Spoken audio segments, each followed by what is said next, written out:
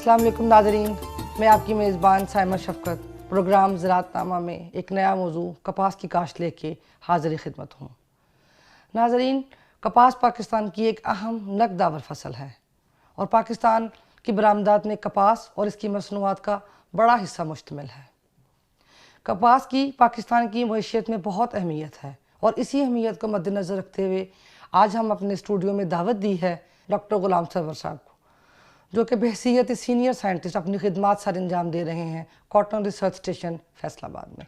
अस्सलाम वालेकुम डॉक्टर साहब।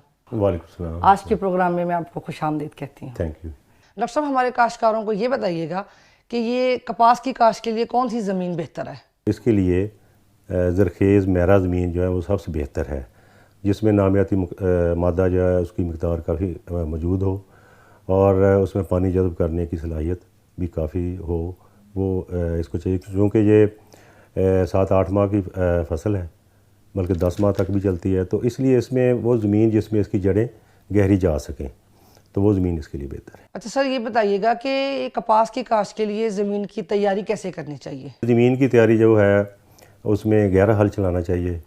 गहरा हल 2-3 साल के बाद ज़रूर चलाना चाहिए, चूँकि जब हमारी मशीनरी खेतों में चलती है तो नीचे एक सख्त तय बन जाती है तकरीबन आधे फुट के बाद, तो उसको तोड़ने के लिए जो है गहरा हल वो चलाना चाहिए। और उसके बाद जो नॉर्मल तरीके से पानी खेत में भर के जो 2-3 दफ़ा हल चला के और साथ में सुहागा दे के लेज़र लेवल करके, तो उसके लिए सीड बेड जो है ज़मींदार को तैयार करना चाहिए, ताकि उसमें पौधे के लिए खुराक के हसूल में जड़ों को नीचे जाने के लिए काफ़ी जगह मिल जाए।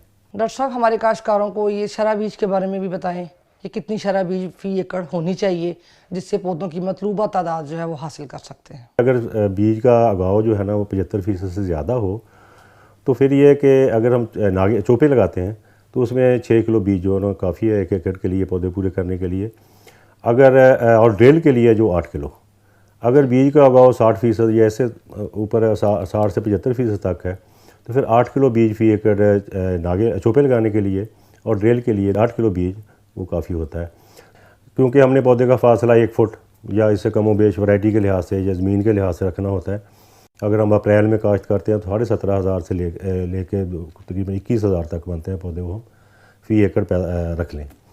अगर इसके बाद काश्त करते हैं फिर हमें 23,000 तक पौधे जो है ना वो 9 इंच तक फासला पौधे के पौधे से। डॉक्टर साहब, ये बताइएगा कपास की ज़्यादा पैदावार हासिल करने के लिए हमारे काश्तकारों को खादों का इस्तेमाल कब और कितनी मकदार में करना चाहिए?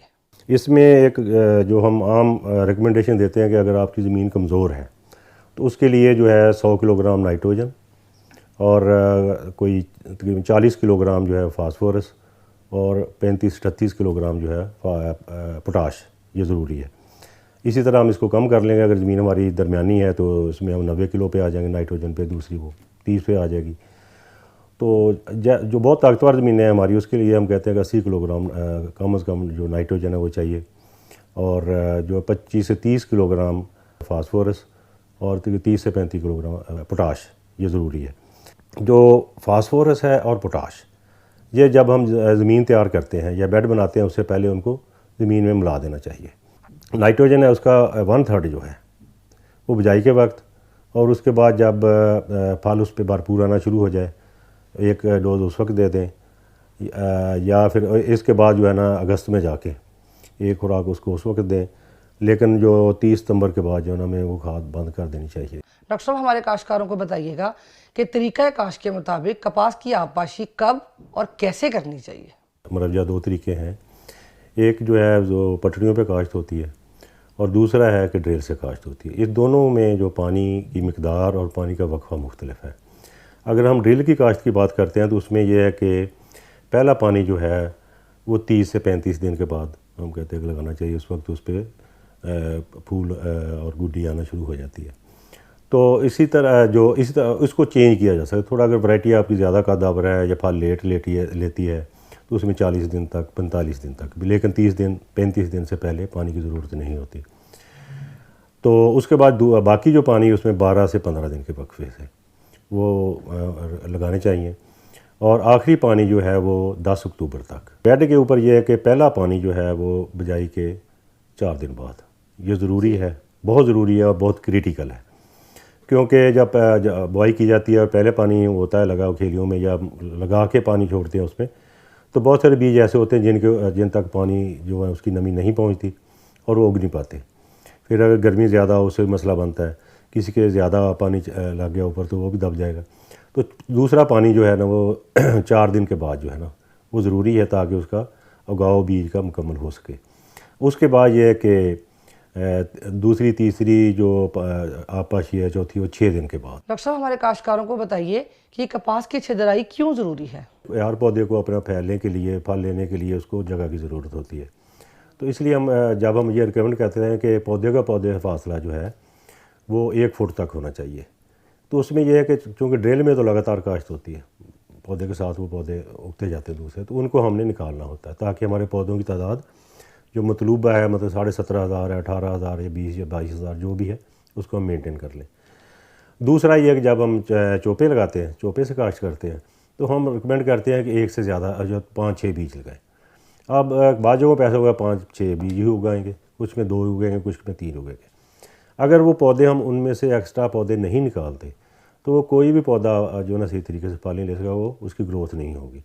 इसलिए जो है ना 20-25 दिन के बाद एक जगह पे एक ही पौधा वो हमें कर देना चाहिए बजरिया छिदराई, बहुत ज़रूरी है।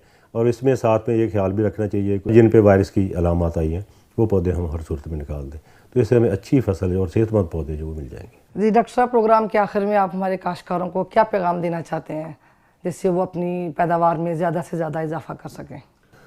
जी, पैगाम ज़िम्मेदारों के लिए मेरा यही है कि कपास को ज़्यादा से ज़्यादा रकबा पे लगाएं, टाइम पे काश्त करें, तस्दीक शुदा बीज लें और अप्रूव्ड वैरायटी जो पासशुदा अक़साम है उनका बीज लें। जिसके पास वो कहता है कि मैंने 10 एकड़ कपास लगानी हो, 10 ना लगाए 5 लगा ले और उसको अच्छी तरीके से मैनेज कर ले। जो महकमा ज़राअत है, ज़राअत ऑफिसर हैं, हमारे एक्सटेंशन वर्कर लोग हैं दूसरे फील्ड, उनसे राब्ते में रहें। डॉक्टर साहब, आपकी तशरीफ़ आवरी का बेहद शुक्रिया। नाज़रीन, मैं उम्मीद करती हूँ आज का प्रोग्राम आपके लिए बहुत मुफीद रहा होगा। हमें आपकी कीमती आरा का इंतज़ार रहेगा जो आप अपने कमेंट्स के ज़रिए हम तक पहुँचाते रहते हैं। हम दोबारा मिलेंगे एक नए मौजू के साथ एक नए प्रोग्राम में। तब तक अपनी मेज़बान साइमा शफ़क़त को इजाज़त दीजिए। अल्लाह हाफ़िज़।